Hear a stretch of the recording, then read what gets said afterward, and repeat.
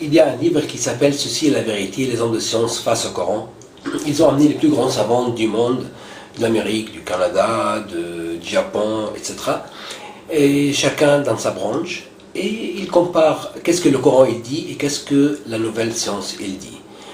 Et il y a entre eux qui se convertissent à l'islam, il y a des autres qui vont être choqués, à cause des informations que c'était indiqué plus que 1400 ans avant ça, et qu'on a trouvé maintenant avec la science moderne. Par exemple, qui fait la maison, l'étoile de l'araignée, c'est la femelle et c'est pas le mâle. Et ça c'est indiqué dans le Coran. Par exemple, la théorie de Big Bang. On sait maintenant qu'il y avait une expédition qui est passée, ça fait plus que millions d'années avant ça. Et le Soleil et la Lune, et la Terre, ils étaient une masse compacte ensemble. Après ça, c'était explosé et séparé. Et la première cellule s'est composée de l'eau, ça c'est indiqué dans le Coran. Ceux qui ont mécru n'ont-ils pas vu que le ciel et la terre étaient une masse compacte. Ensuite nous les avons séparés et de l'eau nous avons fait toutes choses vivantes. Ne croient-ils donc pas? Et ça c'est un ayat du Coran.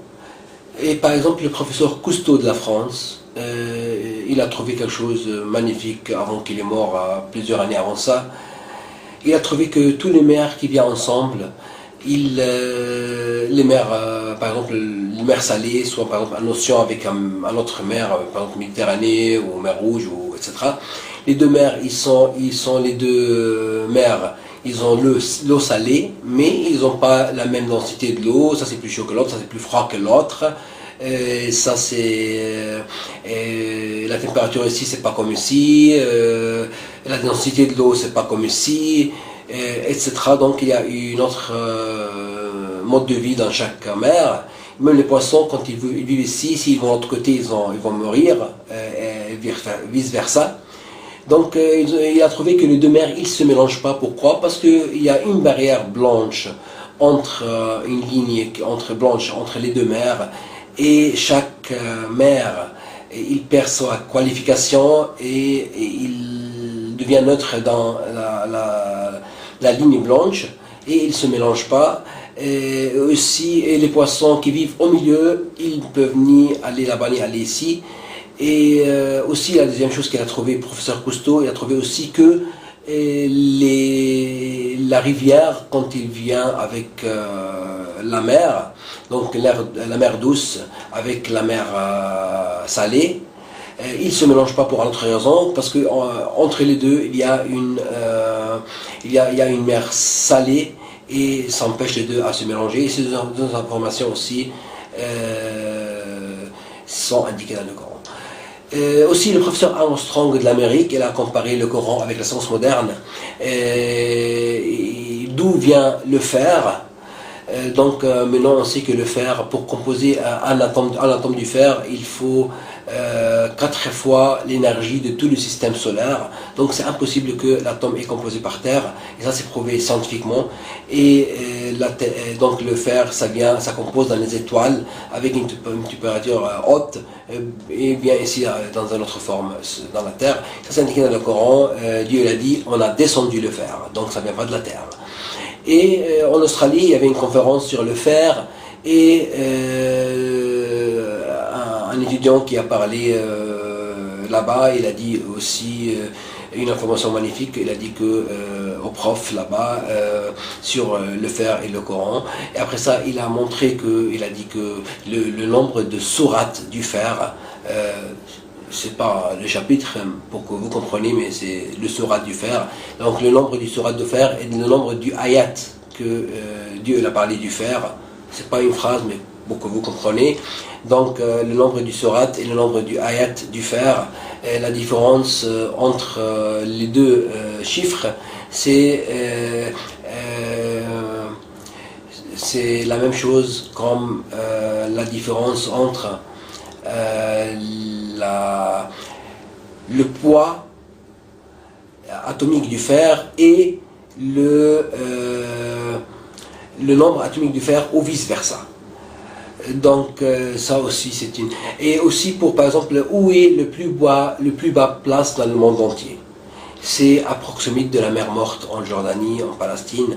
Et le professeur Washington, aussi de l'Amérique, il avait son télescope et il fait comme ça, ça indique où est le plus bas place dans le monde entier et c'est indiqué aussi dans le Coran.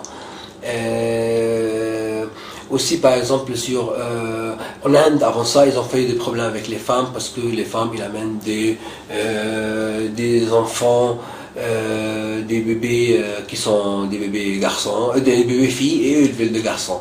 Mais maintenant on sait qu'il y a c'est le sperme de l'homme qui détermine si c'est une femme, un garçon et une fille. Et il y a X et X, ça veut dire une fille, XY, ça veut dire un garçon. Et c'est aussi cette information, c'est indiqué aussi dans le Coran. Il y a aussi le professeur Ketmore du Canada, c'est un des plus grands professeurs du monde en embryologie. Et lui, il a fait un livre qui s'appelle Le développement de l'être humain. Il a pris le livre d'or, le premier livre en Amérique. Parce que c'était fait par un seul auteur, professeur en embryologie, et ce livre-là en 1000 pages. En même temps, c'est une référence mondiale pour tous les gens qui étudient la science de l'embryologie. Et dans la troisième édition, il a changé le nom du livre, il s'appelle maintenant Le développement de l'être humain avec les modifications islamiques. Et il a montré que ça fait seulement presque 30 ans qu'on sait des choses avec la science moderne sur l'embryologie à cause de la technologie, mais c'était indiqué dans le Coran, ça fait plus que 1400 ans avant ça. Et il a aussi il a trouvé une information scientifique nouvelle dans le Coran et il l'a donné comme cadeau pour la science moderne. Et par exemple, il est où l'endroit dans le corps où on fait deux choses, l'endroit où on ment et l'endroit où on fait une faute.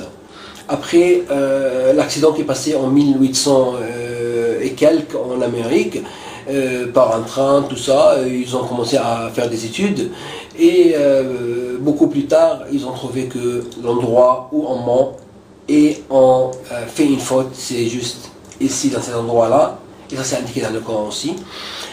Donc par exemple aussi, ils ont mis le Coran sur l'ordinateur.